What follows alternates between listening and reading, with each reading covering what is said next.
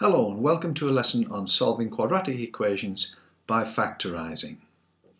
This is the first of two lessons on this topic. In the first lesson we'll look at equations with only 1x squared involved, and in the second lesson we'll look at equations with more than 1x squared. To start, I'm going to look at the opposite of factorising. I'm going to look at expanding brackets. So what do we get if we multiply x plus a by x plus b? X times x is x squared.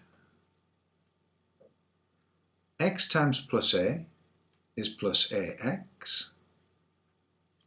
Plus b times x is plus bx. And plus b times plus a is plus ab. Now we can collect the x's together. I've got plus a plus b of them, so I can write that as x squared plus a plus b lots of x plus ab. So that's expanding brackets. Factorising a quadratic expression is about going back the other way. It's about taking an expression with x squareds, x's and a constant term and writing it as one bracket multiplied by another. So let's have a look and see how that works. Here we have an example of a quadratic expression I wish to factorise. X squared plus 5x plus 6. So I want to write this as a bracket multiplied by a bracket. And there'll be an x in each bracket to give me the x squared. The question is, what numbers go in the brackets with the x's? Well, looking back at this expression on the left-hand side, I can see that the numbers that go in the brackets have to multiply to give the number on the end. So I want two numbers that multiply together to give plus 6. So to start with, I'm going to write down all the possible pairs of factors of plus 6 that multiply to plus 6. So I could have plus 1 multiplied by plus 6, but equally I could have minus 1 multiplied by minus 6. I could have plus 2 multiplied by plus 3. Or I could have minus 2 multiplied by minus 3. But there's a second constraint. I want the two numbers that are going in the brackets to add up to the number in front of the x. So I want the two numbers to add up to plus 5. And if we check these pairs out, plus 1 plus 6 is plus 7, minus 1 minus 6 is minus 7, plus 2 plus 3 is plus 5, minus 2 minus 3 is minus 5. So the pair we require is plus 2 plus 3. Those numbers multiply together to give the plus 6 and add together to give plus 5. Now that begs the question, why would we want to do this? Why do we prefer it to be factorised rather than written out in full? Well, the answer to that is it helps us solve quadratic equations. Suppose we wish to solve x squared plus 5x plus 6 is equal to 0. And that's the standard form of a quadratic equation where all the terms are on one side and it's set equal to 0. Well, what I can do is I can factorise this left-hand side, as we've already done, and say x plus 2 multiplied by x plus 3 is equal to 0. Now just take a few seconds to think of two numbers, any two numbers that multiply to give 0. Right, if you've thought of two, one of them must be 0. If you pick two non-zero numbers, they will not multiply to 0. So we have a situation where this bracket multiplied by this bracket equals 0, and that means that one of the brackets must be 0. So I can write either the first bracket is 0, x plus 2 is equal to 0, in which case, taking the 2 to the other side, x equals minus 2. Or the second bracket can be 0, and if x plus 3 is equal to 0, then x will be equal to minus 3. And those are what we call the two roots of this equation. They're the two values that make it work. Let's check that out on autograph. You can see if I draw the graph of y equals x squared plus 5x plus 6, when y is 0, we have the equation x squared plus 5x plus 6 is 0. Well, y is 0 on the x-axis, and you'll see that the graph crosses the x-axis at x equals minus 3 and x equals minus 2, and that confirms the answers we got algebraically. X equals minus 2, x equals minus 3. So you've now seen a quadratic equation solved. What we'll do now is we'll look at 8 different examples, looking at the different kinds of patterns that can crop up that you have to recognise. Example 1. X squared plus 11x plus 10 is equal to 0. So we're going to factorise the left-hand side. A bracket multiplied by a bracket is equal to 0. There'll be an x in each bracket to give us the x squared. And now, the numbers that go in the brackets, they will multiply to plus 10 and add together to plus 11. So let's write down the possible pairs of factors of plus 10. And let's be systematic. We'll start with 1. 1 will go into 10. Plus 1 times plus 10. Equally, minus 1 times minus 10. Plus 2 times plus 5. Minus 2 times minus 5. Does 3 go into 10? No. Does 4 go into 10? No. 5, I've met myself coming the other way now, so I now know I've got all the possible pairs of factors. We want the pair that adds up to plus 11, so it's plus 1 plus 10.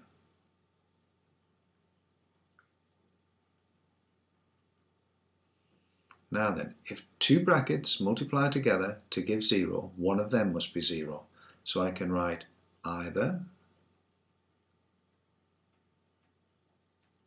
x plus 1 is equal to 0, in which case x equals minus 1, taking the 1 to the other side, or x plus 10 is equal to 0. So x is equal to minus 10. So x equals minus 1 and x equals minus 10 are the roots of that equation. We've solved it. Let's check it out on autograph. We used a different scale here to fit the graph on, but it's basically the same. They're all just based on the graph of y equals x squared and translated, moved away from the origin to suit whatever amount of x's and constants we have on the end. And you can see here, passes through the x-axis at x is minus 1 and x is minus 10 to give us the same solutions we found algebraically. Example 2. X squared minus 6x plus 8 equals 0. Factorise. Two brackets multiply to 0. X in each bracket. And I want two numbers that multiply to plus 8 and add together to give minus 6. So I can have plus 1 times plus 8, minus 1 times minus 8, plus 2 times plus 4, minus 2 times minus 4. All of those pairs of factors multiply to plus 8, but which pair add together to give minus 6? It's this bottom one, minus 2 minus 4, give minus 6. Minus 2, minus 4. Now that we've got the factors, we can solve the equation. Either the first bracket 0,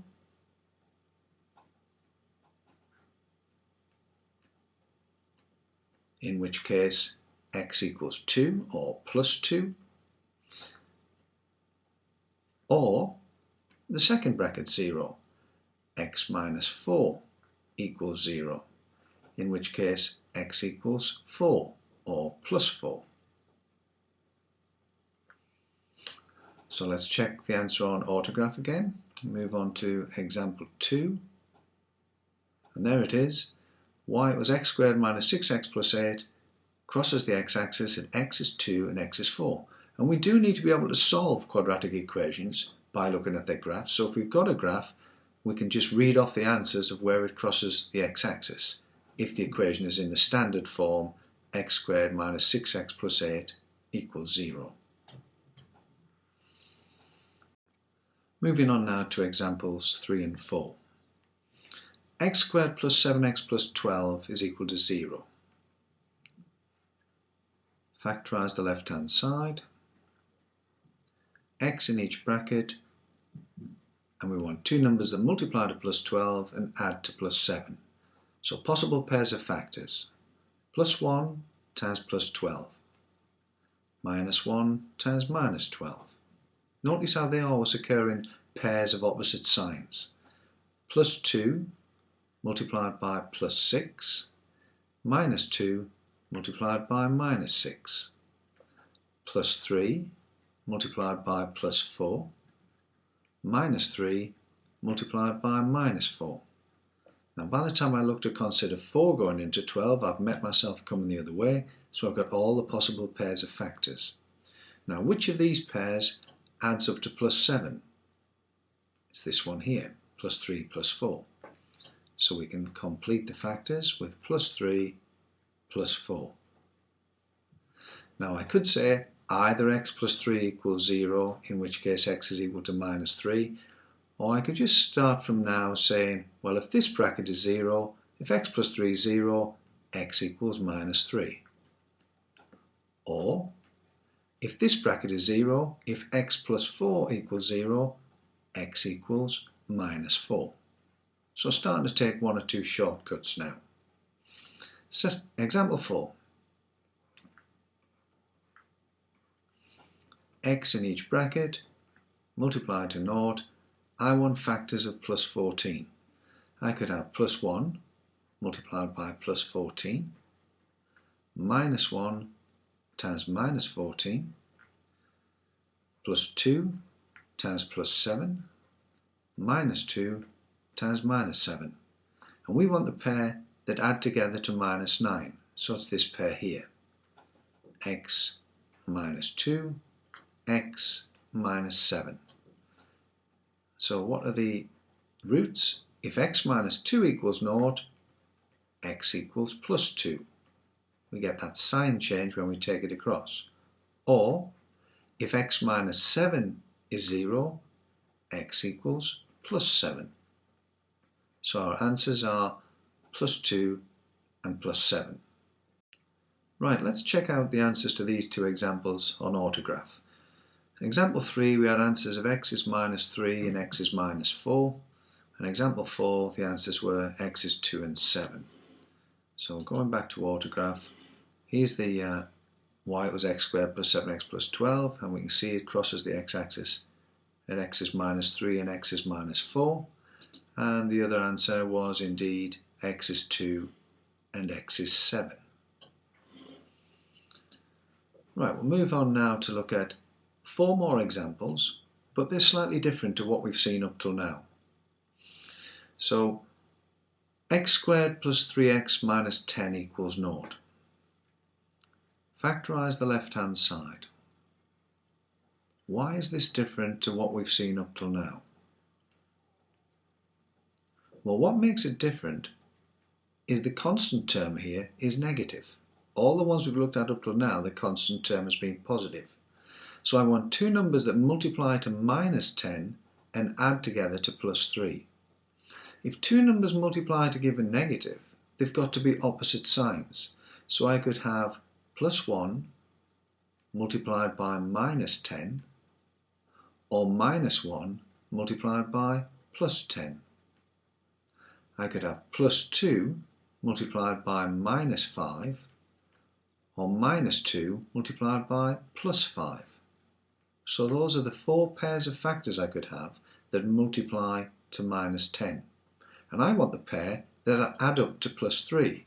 So it's this pair here. Minus 2 plus 5 gives you plus 3.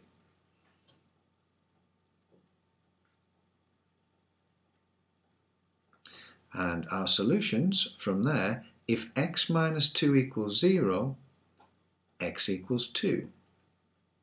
Or I could say plus 2.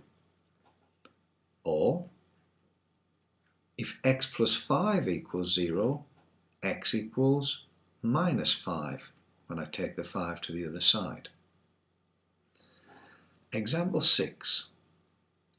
Factorise the left-hand side. X in each bracket, and I now want pairs of factors of minus 12, and I want them to add up to the number in front of the x. Well, it isn't there explicitly, but what minus x means is minus 1x. So I want two numbers that add to minus 1. I could have plus 1 multiplied by minus 12 to give me minus 12, but equally I could have minus 1 times plus 12. I could have plus 2 times minus 6, minus 2 times plus 6. I could have plus 3 times minus 4, or minus 3 times plus 4. So we've got 6 different pairs of factors there that all multiply to minus 12, but there's only one of those pairs that will add up to minus 1, and that's plus 3 minus 4. So I want x plus 3, x minus 4. And the roots of our equation from there, if x plus 3 equals 0, x equals minus 3. Or, if x minus 4 equals 0, x equals plus 4. Let's check these out on autograph. Here we see we've got a positive root and a negative root in both these questions. So we're looking for 2 and minus 5 in example 5, and minus 3 and 4 in example 6. Example 5, 2 and minus 5, and in example 6, minus 3 and 4. Moving on to our final pair of examples.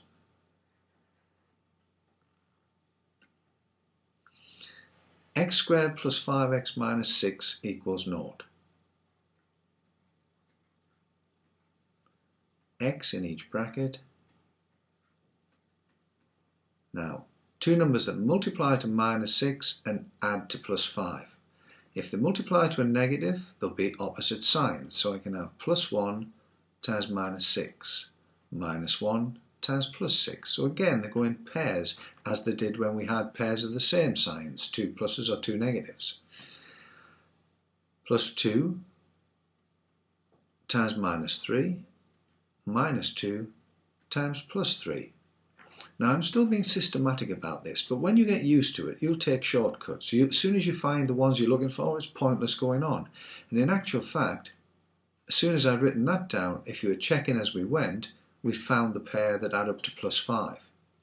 So x minus 1, x plus 6. And from there we deduce that if x minus 1 equals 0, x equals plus 1, or if x plus 6 is 0, x equals minus 6. Let's see that one on autograph now. There it is, x equals 1, x equals minus 6. And the last example, example 8. X squared minus 2x minus 8 is equal to 0. Factorise the left-hand side, get an x in each bracket, multiply together to give 0. Factors of minus 8. Again, it's a negative number, so we want opposite signs. Plus 1 times minus 8. Or minus 1 times plus 8. Plus 2 times minus 4, or minus 2 times plus 4. Which of those pairs adds up to minus 2? It's this pair here, so we've got x plus 2,